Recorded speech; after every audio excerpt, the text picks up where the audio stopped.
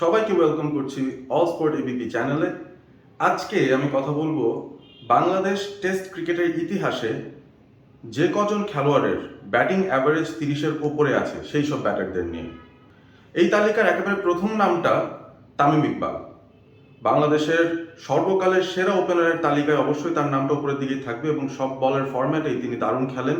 তবে টেস্ট ক্রিকেটে তামিম ইকবাল বাংলাদেশের পক্ষে ওপেনারদের হিসেবে সবচাইতে বেস্ট অ্যাভারেজ নিয়ে ব্যাটিং করেছেন এখনো পর্যন্ত। একমাত্র ব্যাটার যিনি 38-এর উপরে একটা অ্যাভারেজ মেনটেন করেছেন তার ব্যাটিং ক্যারিয়ারে। 70টা টেস্ট ম্যাচ খেলেছেন, 38.87 তার ব্যাটিং গড় এবং এরই সাথে 11টা 50 এবং 31টা হাফ সেঞ্চুরি রয়েছে টেস্ট ক্রিকেটে তামিম ইকবালের। দ্বিতীয় অবস্থানে মমিনুল হক, যিনি বাংলাদেশের মিস্টার 50 নামে খ্যাত ছিলেন অন্তত 2010-এর পর থেকে, তিনি যখন থেকে ডেবিউ পেয়েছেন সেই সময়টার পর থেকে। মমিনুল হকের ক্যারিয়ারটায় তিনি একটা রেকর্ড অবশ্যই ধরে রেখেছেন এখনো পর্যন্ত। সর্বোচ্চ সংখ্যক সেঞ্চুরি রয়েছে তার টেস্ট ক্রিকেটে বাংলাদেশের পক্ষে, 13টা সেঞ্চুরি এবং সেই সাথে 20টা 50 রয়েছে মমিনুল হকের। 67 ম্যাচ থেকে 37.83 এই অ্যাভারেজে ব্যাট করছেন মমিনুল হক।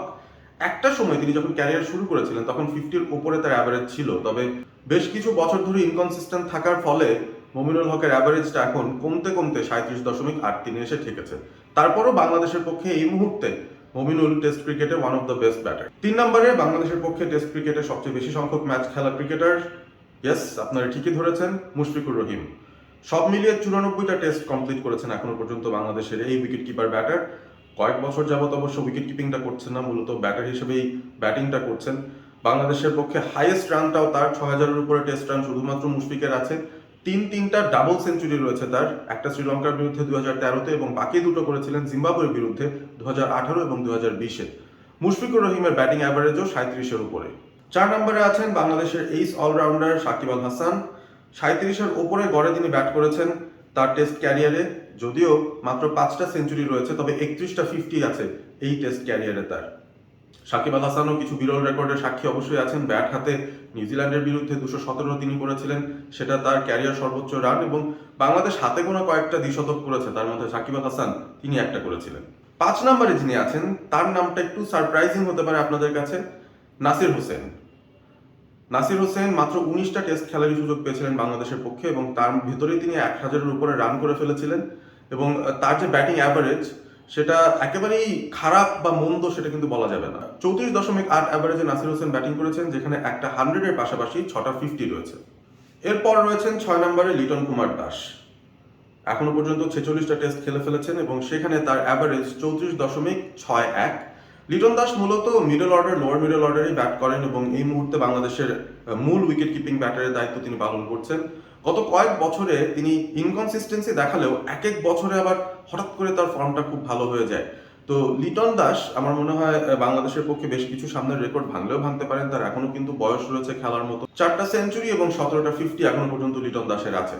এবং সর্বশেষ 7 নম্বরে মাহমুদুল্লাহ রিয়াদ রয়েছেন। মাহমুদুল্লাহ টেস্ট ক্যারিয়ারের ইতি টেনেছিলেন তিনি জিম্বাবুয়ের বিরুদ্ধে একটা ক্যারিয়ার সেরা 150 করে, এবং সেটা ছিল তার 50তম টেস্ট। মাহমুদুল্লাহর ব্যাটিং গড় 33.49 এবং টেস্ট ক্যারিয়ারে মাহমুদুল্লাহ 5টা সেঞ্চুরির পাশাপাশি 16টা 50 করেছেন। এরপরও কি জানতে চান তালিকায় আর কি কি আছে? আর কেউ নেই। 10 বা ততোধিক ম্যাচ খেলা বাংলাদেশের টেস্ট ক্রিকেটারদের মধ্যে মাত্র এই 7 জনেরই অ্যাভারেজ 30-এর উপরে, এবং কেউ কিন্তু 40 পেরিয়ে এখনো পর্যন্ত তাদের অ্যাভারেজটা নিতে পারেননি। আনফর্চুনেট ফর বাংলাদেশ, 2000 সালে টেস্ট খেলা শুরু করে 2024-এ সেই 24 বছরের মধ্যে এখনো পর্যন্ত একজন প্রতিষ্ঠিত ব্যাটার বের করতে পারেনি বাংলাদেশ দল, যেখানে সেই ব্যাটারের অ্যাভারেজটা অন্তত 40+ আছে বা 45+ আছে, যেটা যে কোনো ভালো টেস্ট প্লেয়িং নেশনের টপ অর্ডার ব্যাটারদের একটা স্বাভাবিক অ্যাভারেজ স্কোর।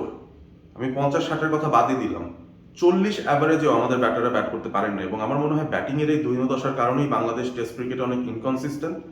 এইবারের তৃতীয় যে টেস্ট চ্যাম্পিয়নশিপ সাইকেল চলছে সেখানে বাংলাদেশের পারফরমেন্স অন্তত গত 2বারের থেকে বেটার, তবে আবারও কিন্তু একেবারে তলানিতে শেষ করার একটা সিচুয়েশনে কিন্তু বাংলাদেশ পড়ে গেছে, এবং এখান থেকে পরিত্রাণ পেতে হলে সামনে যে ওয়েস্ট ইন্ডিজ সিরিজটা আসছে, 2টো টেস্ট ম্যাচের সিরিজ, তবে ওয়েস্ট ইন্ডিজের মাটিতে, সেই 2 টেস্ট ম্যাচের মধ্যে অন্তত একটাতে জিততে হবে বা কিছু পয়েন্টস আদায় করতে হবে, যেন আমরা অন্তত ওয়েস্ট ইন্ডিজের ওপরে থেকে শেষ করতে পারি, কারণ তাদের সঙ্গে আমাদের একেবারে লাস্ট পজিশনের জন্য লড়াইটা চলছে। আপনারা ভালো থাকবেন, দেখতে থাকবেন all sport ABP. Stay Assam, stay all sport with all sport ABP.